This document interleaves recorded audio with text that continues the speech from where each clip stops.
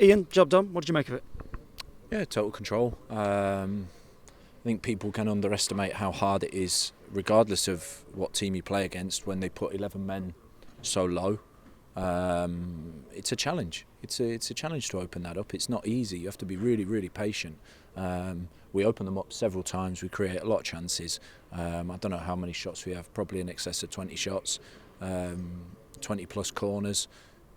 We don't give away really any chances other than just one set piece at the end. But I think we have total control of the game, and we're under pressure. We're at the part of the season where there's large amounts of pressure on every single game, so it's not easy to maintain complete control of a game for 90 minutes whilst under pressure, but I thought we did that today. It led to a really attritional game, though. The way that they came and set up and put so many men behind the ball, and Knott's difficulties in trying to break that down, it was attritional to watch. Yeah, but we did break them down. We opened them up and we had a few one-on-ones. I mean, the keepers made some incredible saves for them, and that can happen. But the important thing is that we took 3 points. Again, others around us, I think Dagenham dropped and Chesterfield dropped, so that only strengthens our position. We're at the point of a season now where it's really important that we have strongest possible results. And I think that's 7 wins in the last 9 now, so we're in a good position. Can you understand why there was a bit of frustration in the crowd, though, at the fact that they wanted more goals? Can you understand that? I mean, there wasn't the usual punch of the air from yourself at full time either.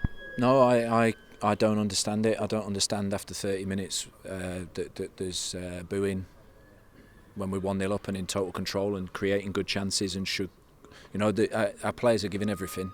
They're under pressure.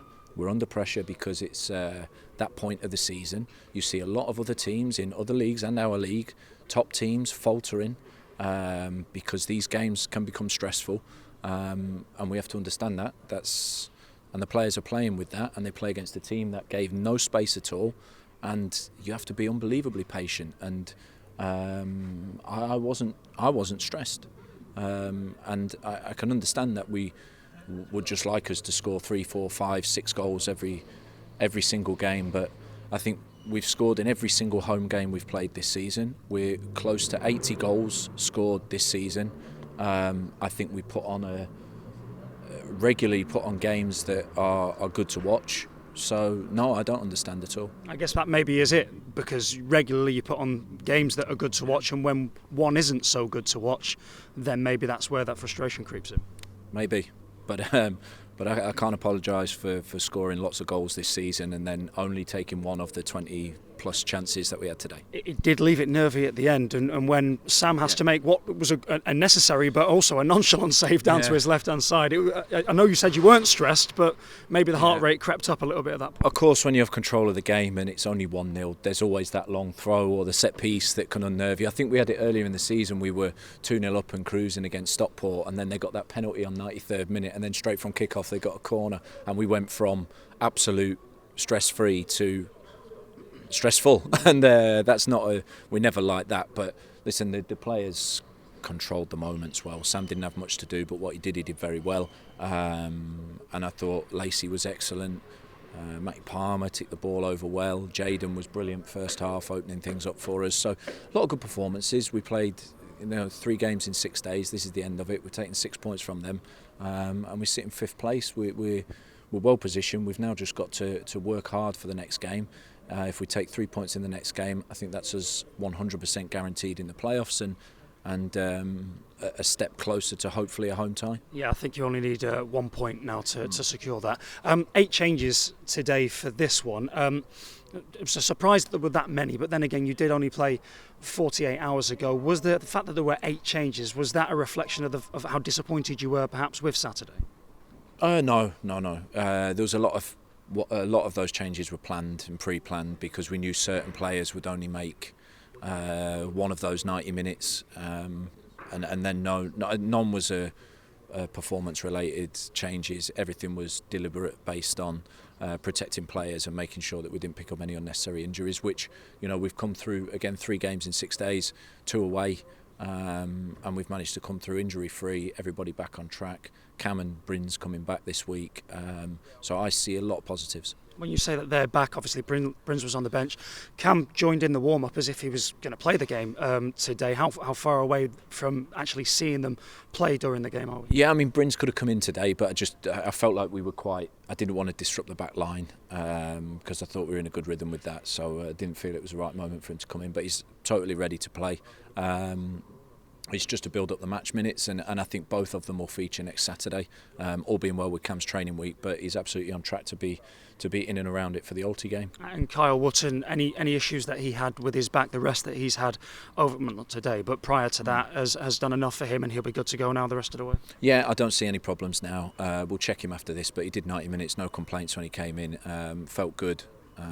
So yeah, that's another positive. So I think we're going to have close to, all being well, a full complement by the end of the season, and I think that's a strong position when you consider last year we maybe fell short with some injuries with Reevesy and Jim O'Brien, and some key injuries in key areas. Cal and Lacey at the back end of last season really impacted us in those playoffs. So to be able to go in there with full strength side is very promising. Jim O'Brien was man of the match today in his first start since, I think, Rochdale away back in November. What did you make of him? Great, some great movements off the ball, really helped us open the and he said to me at half time, I said, well done Jim, and he said it was a masterclass in movement off the ball. So I just asked him if he could give us a masterclass in finishing second half, which he didn't, but no, I thought he was excellent. He got a good 75 minutes out of and covered a lot of distance in that. So I think that's, again, really promising for us to have that kind of experienced player coming into us at this stage of the season.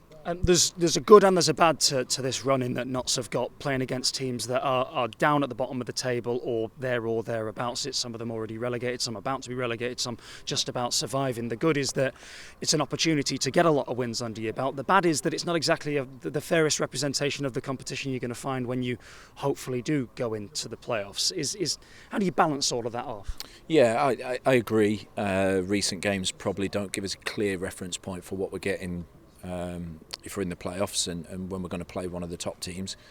But at the same time, we've still seen some vulnerabilities. Certainly Saturday we saw some. So we're not papering over cracks. We're aware of things that we still need to be better at, and I do think we've raised our game intensity when teams have come out. You see them the first time that they really stepped out and pressed us today. We played straight through it and created a couple of big chances. So I know teams will come out and open more space for us in those games in the playoffs. It's just that we've certainly got to be more disciplined without the ball.